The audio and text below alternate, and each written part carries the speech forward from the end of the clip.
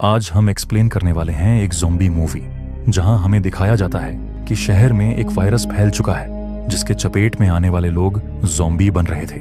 जहां एक लड़का अपनी जान बचाकर इस शहर से बाहर जाना चाहता था, लेकिन रास्ते में उसे बड़ी मुसीबतों का सामना करना पड़ता है। पर वो क्या इन ज़ॉम्बी से बचकर अपने मंजिल तक पहुंच पाएगा या खुद भी इस वायरस का शिकार बन जाएगा? ये जानने के लिए वीडियो को लास्ट तक देखना।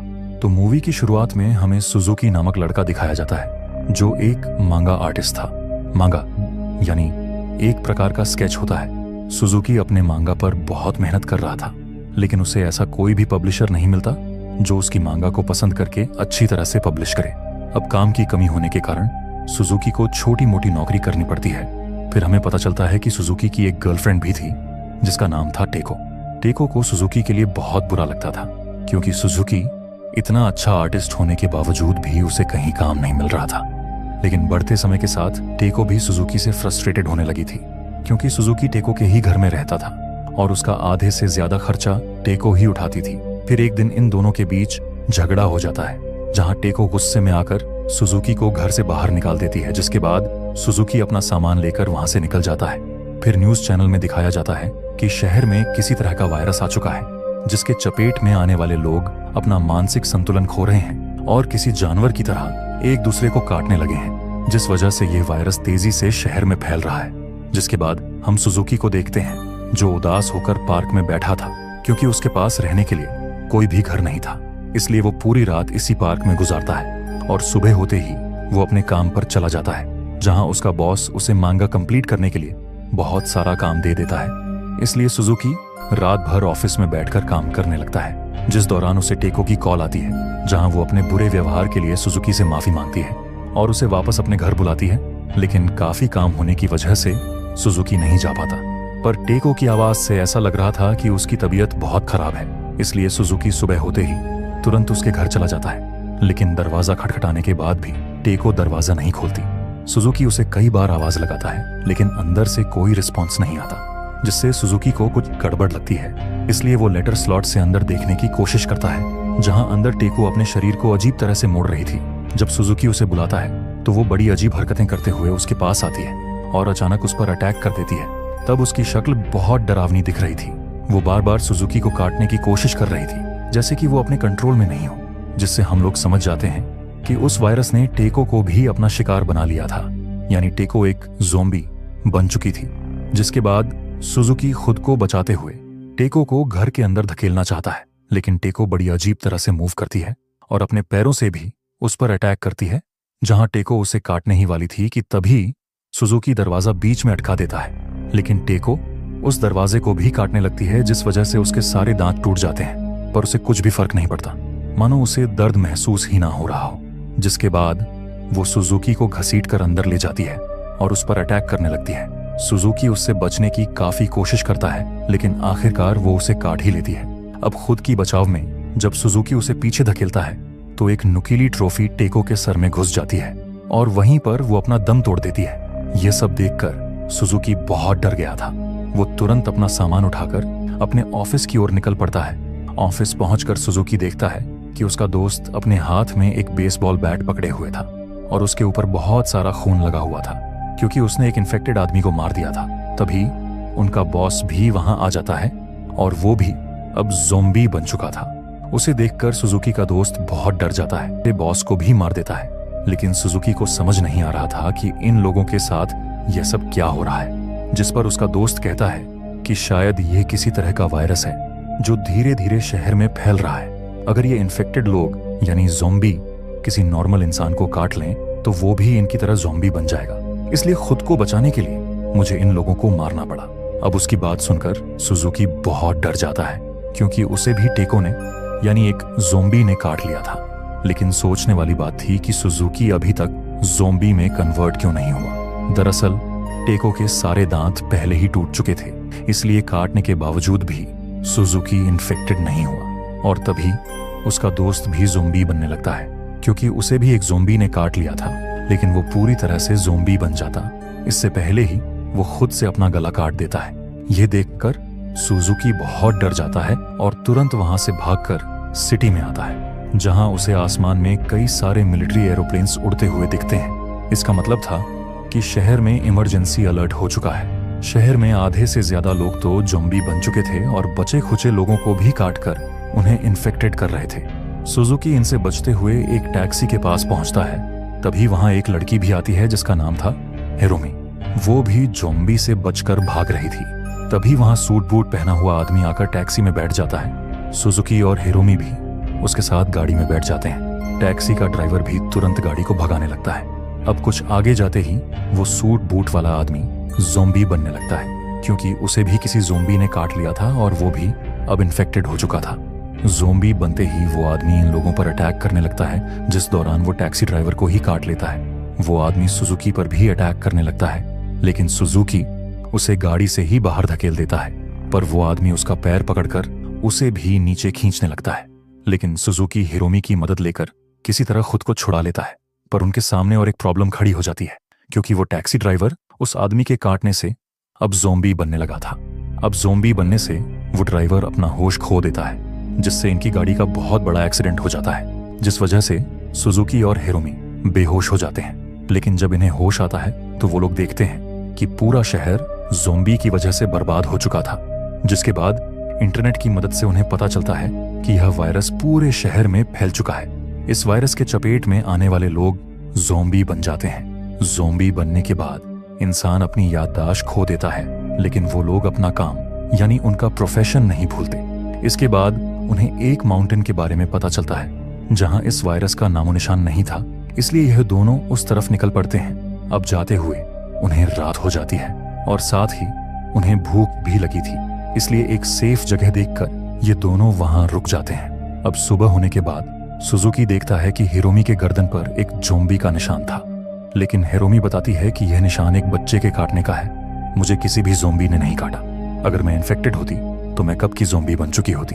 अब सुजुकी को भी उस पर यकीन हो जाता है। इसके बाद वो दोनों उस माउंटेन की ओर निकल पड़ते हैं, लेकिन रास्ते में हिरोमी उसे कहती है कि तुम अकेले ही आगे का सफर पूरा करो, मैं तुम्हारे साथ नहीं आ सकती।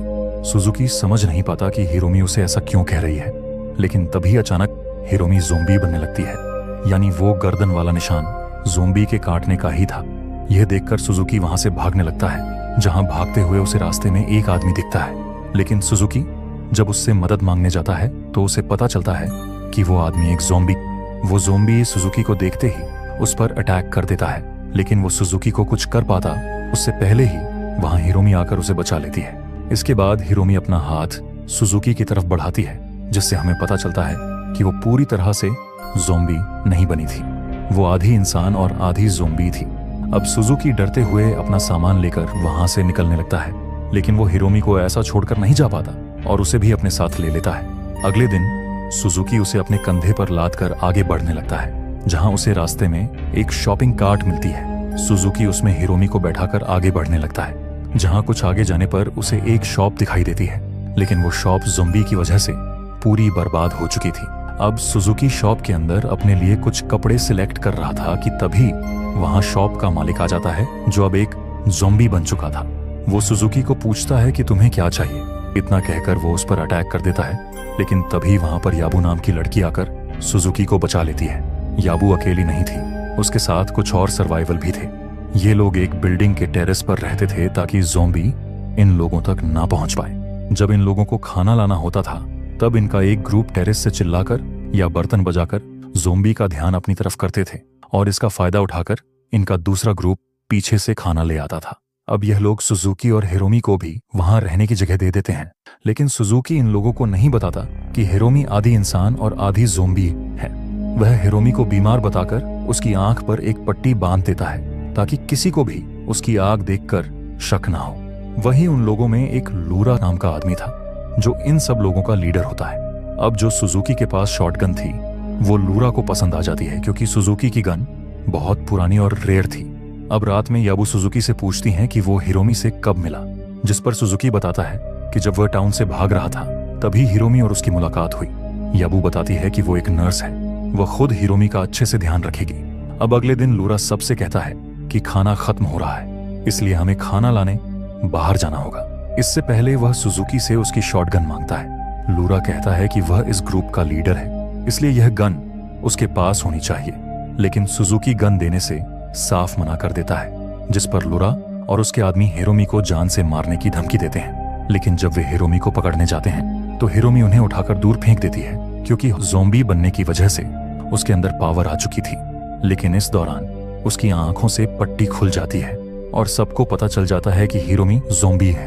अब हिरोमी को बचाने के लिए सुजुकी उन लोगों पर गन तान देता है और बोलता है कि अगर उसने हिरोमी को कुछ किया तो वह लुरा को शूट कर देगा।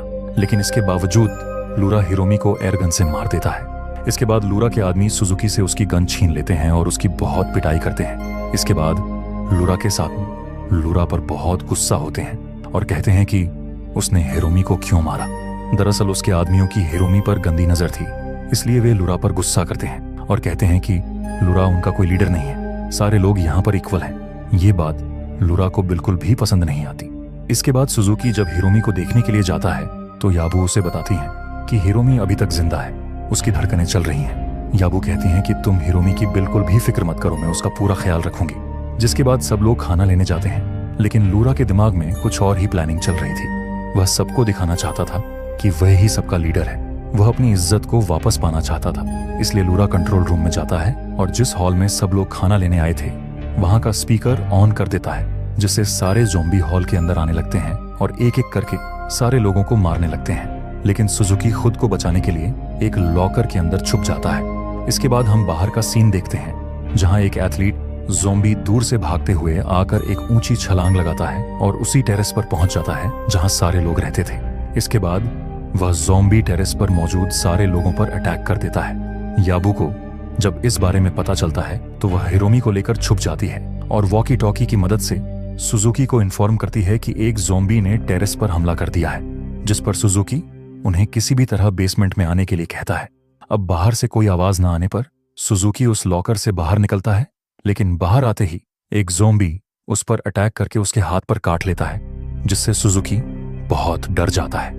वह तुरंत उस ज़ॉम्बी पर हमला करके वहां से भाग जाता है, लेकिन उसे तो ज़ॉम्बी ने काट लिया था, पर ऐसा कुछ भी नहीं था। दरअसल उसने अपने हाथों पर कई सारी वॉचेस बांध रखी थी और इसी वजह से उसकी जान बच जाती है। इसके बाद सुजुकी भागते हुए बेसमेंट में पहुंचता है, जहां उसे अपनी शॉटगन मिल जाती है। थोड़ी ही देर में याबू और हिरोमी भी वहां पहुंच जाती हैं, लेकिन उन्हें रास्ते में लुरा मिलता है, जो कि अब ज़ॉम्बी बन चुका था। इन दोनों को देखते ही लुरा उन पर अटैक कर देता है, लेकिन वह उन्हें कुछ कर पाता उससे पहले ही सुजुकी अपनी गन से उसका सर उड़ा देता है। जिसके बाद इनके और भी साथी वहां आ जाते हैं। फिर यह सारे लोग मिलकर वहां से भागने लगते हैं, लेकिन तभी सारे ज़ॉम्बीज वहां आकर इन्हें घेर लेते हैं। ज़ॉम्बीज से बचने के लिए सुजुकी अपनी गन से उन्हें मारने लगता है, लेकिन कुछ ज़ॉम्बीज उनके साथियों को भी मार डालते हैं। इसके बाद सुजुकी एक एक करके सारे ज़ॉम्बीज को मार देता है, जहां इनके ग्रुप में सुजुकी, हिरोमी और याबू ही बचे थे।